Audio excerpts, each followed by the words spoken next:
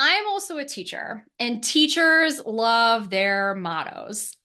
I am not an exception to this rule. Mottos in Latin, sign me up. So I'm going to talk a little bit more about de gustibus non disputandum est and how it applies to books.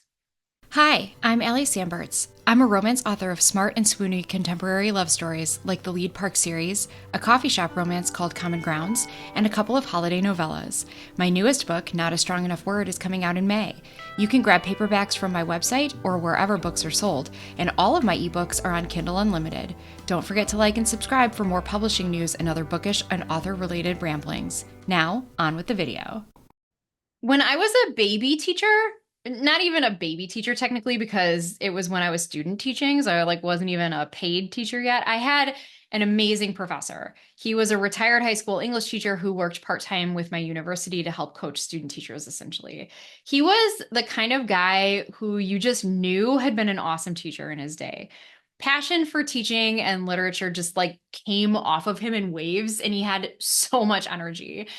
I always looked forward to his classes and to his feedback on my teaching when he'd come to observe me. And in true teacher form, he had a lot of mottos. I'm not kidding when I say teachers really love their mottos.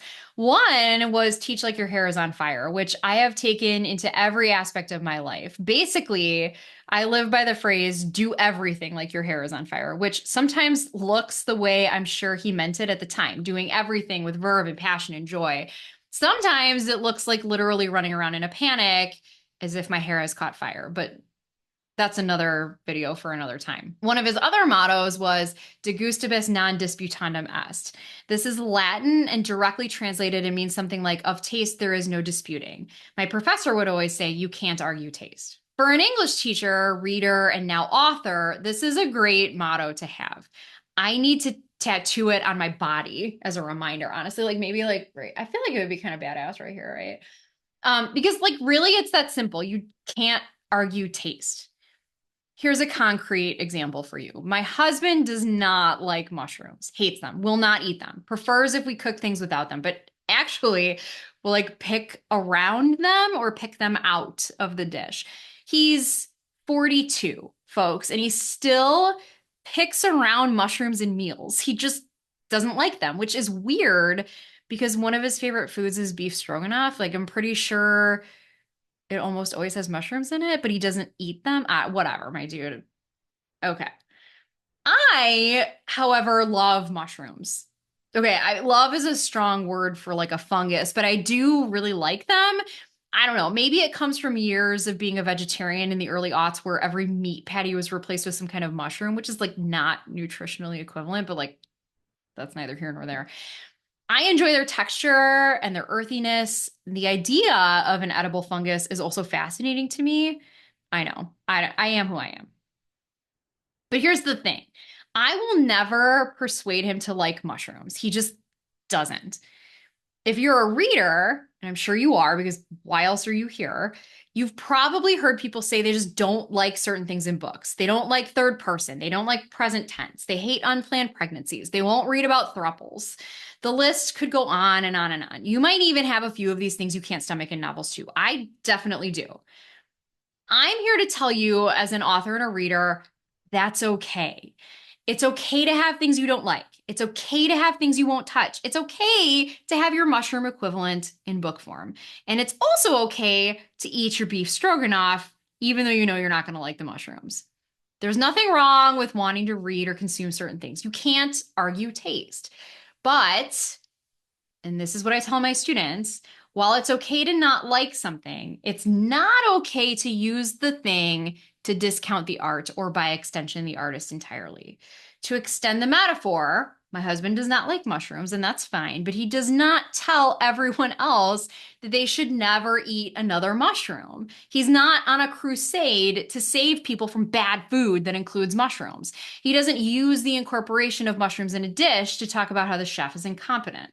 Of course he doesn't do these things. It would sound ridiculous. And yet, we do tend to do this with literature. We won't even try a book with something we don't like. Or worse, we do read it knowing we might not like it, and then we say nasty things about how bad it is because it includes something we knew we wouldn't like.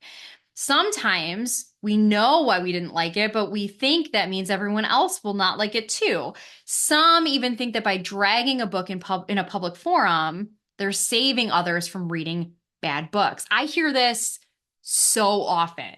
And that's all well and good, okay? You're allowed to hate read things and write reviews about them. It's a free country. But what I think is missing from the conversation is an understanding that your like or dislike of something is personal preference. It does not make a bad book. It makes it not the book for you. I could make the best portobello mushroom sandwich in the world, and my husband would still not like it. It doesn't mean I'm a bad cook or I've made a bad sandwich. It means he doesn't like mushrooms. I could also write the best book in the world with an accidental pregnancy. If you don't like accidental pregnancies, you probably still won't like it. It doesn't mean I'm a bad author. It doesn't mean it's a bad book. It means you don't like accidental pregnancies. Now, in a classroom setting, students don't get to pick what they read a lot of the time. So this translates to a discussion of the author's purpose, writing style, use of language, basically the craft of writing. That's where de gustibus non disputanum est comes in. Yeah, you didn't like it, that's fine, but we're going to analyze it anyway. When we're reading for fun, it doesn't work like that. We didn't like it. We write about how we didn't like it. We are most likely not going to take the time to do an in-depth analysis of the writer's craft, even for a work we did like, let alone when we didn't, because this is supposed to be fun, and that's fine. But just like we wouldn't leave a bad review of a dish or a restaurant because something on the menu had mushrooms, we likely shouldn't base an entire review on an element we don't like. All of this is to say that your least favorite book might be someone's most favorite book of all time, which is something we hear a lot, but I don't think we talk about it enough. You just can't argue taste. So let's not yuck other people's yums. There's something out there for everyone, even if it isn't the thing for you. Thanks for watching. Don't forget to hit like and subscribe so you can keep up with all of my publishing news and bookish thoughts. And for more behind the scenes info, check out my socials in the links below. New videos drop every Sunday morning, so don't forget to grab a coffee and cozy up with me next week.